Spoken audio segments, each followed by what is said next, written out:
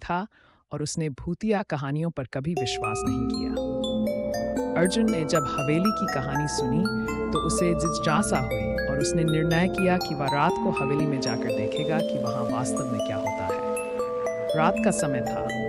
अर्जुन ने अपने दोस्तों को साथ चलने के लिए कहा, लेकिन सभी ने डर के मारे मना कर दिया। अर्जुन अकेला ही अपनी टॉर्च और कुछ जरूरी सामान लेकर हवेली की ओर चल पड़ा।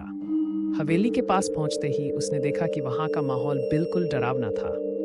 हवेली के दरवाजे पर बड़ी बड़ी बेलें चढ़ी हुई थीं और खिड़कियां टूटी हुई थीं। अर्जुन ने हिम्मत दिखाते हुए दरवाजा खोला और अंदर दाखिल हुआ। अंदर का दृश्य और भी भयावह था। दीवारों पर धूल की मोटी परतें जमी हुई थीं और चारों ओर मकड़ी के जाले फैले हुए थे। अर्जुन ने टॉर्च जलाकर चारों ओर देखा, लेकिन उसे कुछ खास नजर नहीं आया। अचानक उसे एक कोने से धीमी धीमी आवाजें सुनाई दी। उसने धीरे धीरे उस दिशा में कदम बढ़ाया।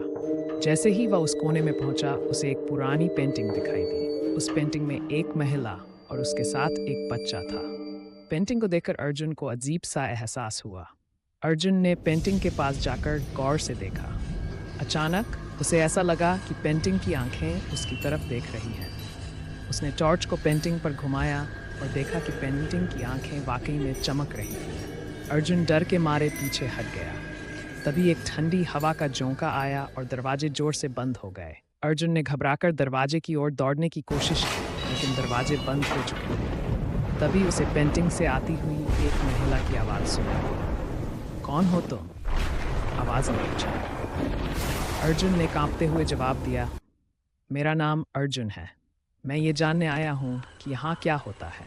तभी पेंटिंग में से एक धुंधली परछाई निकली और अर्जुन के सामने खड़ी हो गई।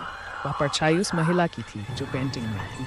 महिला ने अर्जुन को बताया कि वह इस हवेली की मालकिन थी और यहाँ उसके और उसके बेटे की हत्या कर दी गई थी। उसकी आत्मा को शांति नहीं मिली थी, इसलिए वह यहाँ भटक रही थी।